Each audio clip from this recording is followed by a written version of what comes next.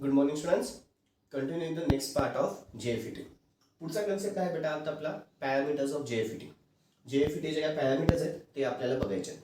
ठीक आहे, तर साधारणपणे जेएफईटीचे आपल्याकडे आहेत बेटा 5 पॅरामीटर्स. पहिला पॅरामीटर कुठला आहे?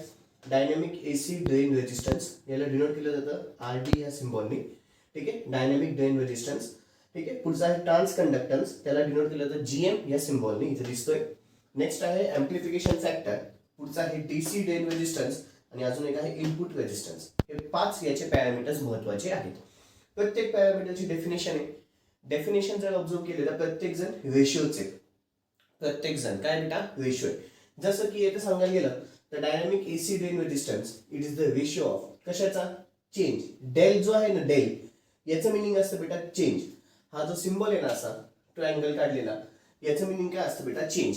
Change in drain to source voltage to the change in drain current. Change in drain to source voltage, ds म्हणजे काय? drain to source voltage to the change in drain current. To the change in काय बच्चा लोग? drain current at a constant gate to source voltage. At a constant gate to source voltage. पुन्हा एकदा काय सांगता येईल? Dynamic acid rain resistance it is the ratio of change in drain to source voltage to the change in drain current. ठीक आहे, at a constant gate to source voltage. At a constant काय? Gate to source voltage. अट्टाबाजी करू नका, फक्त हे एवढं पाठ करायचं आहे. एवढं पाठ केलं की तुमचा तो ऑटोमॅटिक डेफिनेशन लक्षात राहून जाईल. पुढे ट्रान्स कंडक्टन्स. ट्रान्स कंडक्टन्स पुन्हा एक प्रकारचं रेशिओचे. It is the ratio of काय? Change in drain current to the change in gate to source voltage. To the change in काय बेटा? Gate to source voltage. Change in drain current to the change in gate to source voltage at a constant drain to source voltage. At a constant drain to source voltage. At a constant काय? drain to source voltage. पुढचा आहे amplification factor.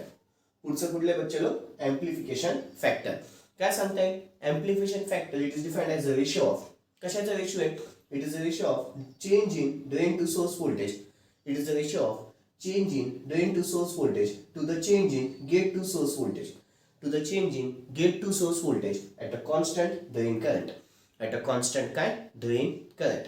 At a constant drain current. पुन्हा एकदा amplification factor it is defined as the ratio of change in drain to source voltage to the change in gate to source voltage at a constant drain current. आता ना बेटा या तिघांमध्ये ना खूप जास्त confusion होऊ शकतं. तर हे कन्फ्युजन दूर करायचं असेल ना तर मी तुम्हाला एक सोप्यात सोपी हिंट सांगून देतो. फक्त तुम्ही हे 3 लक्षात ठेवा. पहिले आहे VGS, सेकंड आहे VDS आणि अजून एक आहे तुमचा आयडी. हे तिघं जे फॉर्म्युले आहेत ना, या 3 याच्यावरतीच खेळ चालतो सगळा. हे तिघं फॉर्म्युले ह्या 3 याच्यावरतीच खेळ चालतो. त्याच्यात पहिला जो पार्ट करताना म्यूचा पार्ट करा. म्यूचा काय बेटा? Change in drain to source voltage to the change in gate to source voltage. Change in drain to source voltage to the change in gate to source voltage. ठीक आहे, बरं हे 2 घेतले. मग कॉन्स्टंट काय असेल? कॉन्स्टंट काय असेल बेटा? Drain current. तिसरा माझा कॉन्स्टंटला जातो. तिसरा काय जातो? कॉन्स्टंटला. ठीक आहे, सेकंड पार्ट करताना बेटा आता डायनॅमिक ड्रेन रेजिस्टन्स पार्ट काय? डायनॅमिक ड्रेन रेजिस्टन्स कसा येतो बेटा? वरच्या साईडला डेल VDS येतो, म्हणजे change in drain to source voltage to the change in drain current. To the change in म्हणजे आता पहा, हा एक पार्ट केला ना, आता वरती VDS तसंच ठेवलं, खाली फक्त काय आलं? Del ID. डेल आयडी म्हणजे काय? Change in drain current. Change in drain current आलं. मग कॉन्स्टंट, तिसरी गोष्ट ही गोष्ट झाली, ही गोष्ट झाली. एक बाकी आहे कॉन्स्टंट काय बेटा? मग आता VGS. कॉन्स्टंट काय? VGS. थर्ड पार्ट करायला गेलं तर ट्रान्स कंडक्टन्स. ट्रान्स कंडक्टन्स साठी बेटा पुन्हा याच्याकडेच लक्ष द्या. आता VDS तर झाला, आता VGS. मग डेल VGS खालच्या साईडला येतो, डेल VGS खालच्या साईडला, वरच्या साईडला डेल आयडी येतो. ठीक आहे, पुन्हा आता कॉन्स्टंट काय?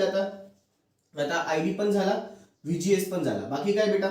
At constant VDS. At constant काय बच्चा लोग? VDS. लक्षात आलं? ठीक आहे, म्हणजे हा पार्ट केला तर खालचे 2 ऑटोमॅटिकली इझिली पार्ट होतात.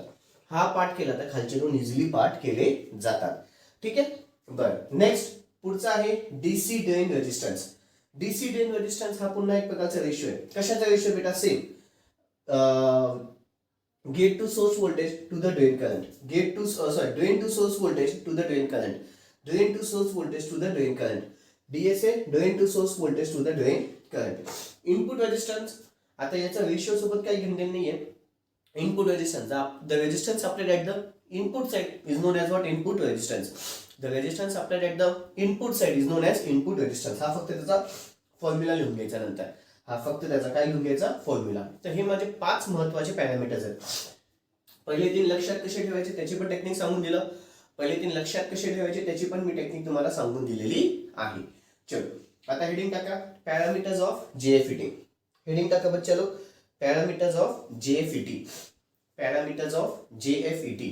चलो फर्स्ट क्या? Dynamic AC drain resistance. Dynamic AC drain resistance. Dynamic AC drain resistance ब्रॅकेटच्या आतमध्ये आरडी. छोटा आर आणि छोटा डी ब्रॅकेटच्या आतमध्ये आरडी. चलो खाली लिहा, dynamic AC drain resistance is defined as a ratio of dynamic AC drain resistance ब्रॅकेटच्या आतमध्ये RD. Dynamic AC drain resistance ब्रॅकेटच्या आतमध्ये छोटा RD is defined as the ratio of, it is defined as the ratio of change in drain to source voltage, change in drain to source voltage to the change in drain current, to the change in drain current, to the change in drain current at a constant gate to source voltage, at a constant gate to source voltage ब्रॅकेटच्या आतमध्ये VGS, at a constant gate to source voltage ब्रॅकेटच्या आतमध्ये VGS. बेटा प्रत्येक वेळेस ब्रॅकेटच्या आतमध्ये लिहित चला, माझ्याकडनं बोलायचं राहून गेला असेल तरी. जसं की पुन्हा एकदा सांगतोय नीट आता, डायनेमिक एसी ड्रेन रेजिस्टेंस ब्रॅकेटच्या आतमध्ये छोटा RD it is defined as the ratio of change in drain to source voltage ब्रॅकेटच्या आतमध्ये del VDS, change in drain to source voltage ब्रॅकेटच्या आतमध्ये del VDS to the change in drain current ब्रॅकेटच्या आतमध्ये ID del ID ब्रॅकेटच्या आतमध्ये del ID at a constant VGS, at a constant gate to source voltage, at a constant gate to source voltage ब्रॅकेटच्या आतमध्ये VGS, at a constant gate to source voltage ब्रॅकेटच्या आतमध्ये VGS. Video pause करा, हा एवढा formula लिहून घ्या. Video pause करा आणि एवढा फॉर्म्युला लिहून घ्या. व्हिडिओ पॉज करा आणि एवढा फॉर्म्युला लिहून घ्या. ठीक आहे. बरं, याची किंमत असते बेटा, याची किंमत 50 किलो ओम ते फ्यू 100 किलो ओम पर्यंत जात असते. ते लिहून घ्या. The value of dynamic drain resistance varies in between, the value of dynamic drain resistance varies in between, the value of dynamic drain resistance varies in between 50 kilo ohm to few hundred kilo ohm, 50 kilo ohm to few hundred kilo ohm, 50 kilo ohm to few hundred kilo ohm. Okay, एक ओळ सोडून पुढे लिहा, trans conductance ब्रॅकेटच्या आतमध्ये GM, trans conductance ब्रॅकेटच्या आतमध्ये GM. चलो, trans conductance ब्रॅकेटच्या आतमध्ये GM it is defined as a ratio of transconductance ब्रॅकेटच्या आतमध्ये GM is defined as the ratio of change in drain current, it is defined as the ratio of change in drain current ब्रॅकेटच्या आतमध्ये del ID, change in drain current ब्रॅकेटच्या आतमध्ये del ID to the change in gate to source voltage, to the change in gate to source voltage, to the change in gate to source voltage ब्रॅकेटच्या आतमध्ये del VDS, del VGS to the change in gate to source voltage ब्रॅकेटच्या आतमध्ये del VGS at a constant drain to source voltage, at a constant drain to source voltage ब्रॅकेटच्या आतमध्ये VDS, at a constant drain to source voltage ब्रॅकेटच्या आतमध्ये VDS, at a constant drain to source voltage ब्रॅकेटच्या आतमध्ये VDS. Okay, पुन्हा video pause करा, हा formula लिहून घ्या. Video pause करा आणि हा फॉर्म्युला लिहून घ्या. व्हिडिओ पॉज करा आणि तो फॉर्म्युला लिहून घ्या. ओके, अपेक्षा ठेवतो झालं असेल. नेक्स्ट पुढचं घ्या बेटा, एम्प्लिफिकेशन फॅक्टर.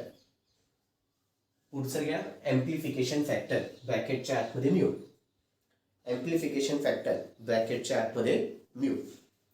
एम्प्लिफिकेशन फॅक्टर ब्रॅकेटच्या आतमध्ये mu it is defined as the ratio of, amplification factor ब्रॅकेटच्या आतमध्ये mu is defined as the ratio of, it is defined as the ratio of change in drain to source voltage, it is defined as the ratio of change in drain to source voltage ब्रॅकेटच्या आतमध्ये del VDS, it is defined as the ratio of change in drain to source voltage ब्रॅकेटच्या आतमध्ये del VDS, change in drain to source voltage ब्रॅकेटच्या आतमध्ये del VDS to the change in gate to source voltage, to the change in gate to source voltage ब्रॅकेटच्या आतमध्ये del VGS to the change in gate to source voltage ब्रॅकेटच्या आतमध्ये del VGS to the change in gate to source voltage ब्रॅकेटच्या आतमध्ये del VGS at a constant drain current at a constant drain current ब्रॅकेटच्या आतमध्ये ID at a constant drain current ब्रॅकेटच्या आतमध्ये ID at a constant drain current ब्रॅकेटच्या आतमध्ये ID okay. Video pause करा, formula लिहून घ्या. Video pause करा, formula लिहून घ्या. Video pause करा आणि फॉर्म्युला लिहून घ्या. ओके. अपेक्षा ठेवतो झालं असेल. पुढचं बेटा चौथा पॅरामीटर आहे डीसी ड्रेन रेजिस्टन्स. हेडिंग टाका एक सोडून डीसी ड्रेन रेजिस्टन्स. चलो DC drain resistance is defined as the ratio of DC drain resistance is defined as the ratio of drain to source voltage. DC drain resistance is defined as the ratio of drain to source voltage.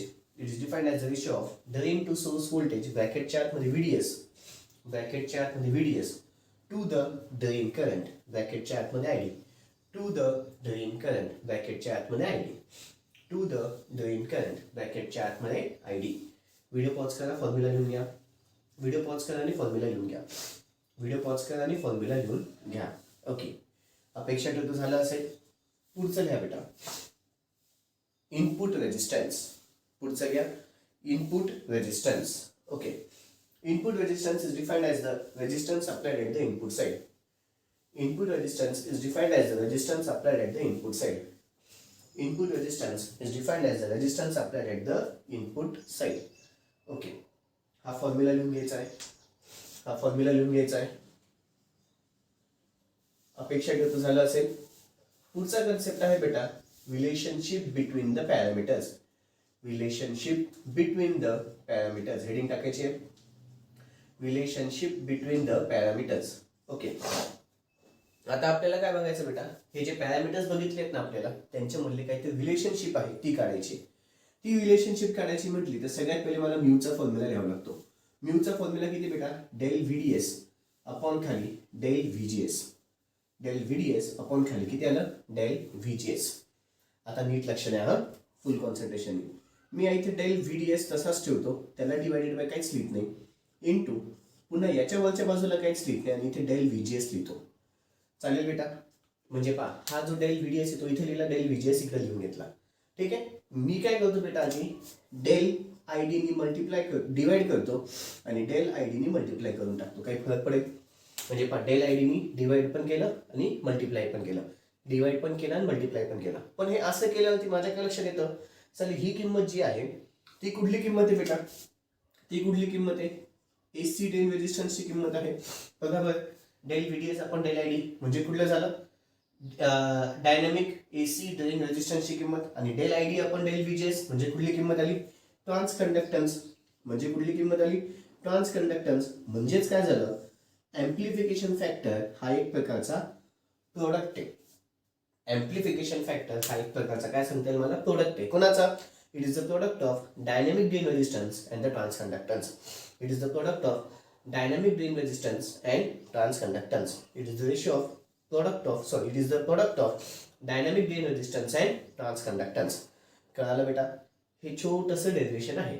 चलो relationship between the parameters मध्ये हे तिघ steps आधी लिहून घ्या. या तिघ steps आधी लिहून घ्या.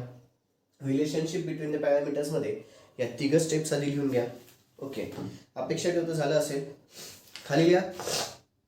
Thus from above equation we can say that the amplification factor bracket च्या आतमध्ये mu the amplification factor bracket च्या आतमध्ये mu it is the product of the amplification factor bracket च्या आतमध्ये mu it is the product of dynamic AC drain resistance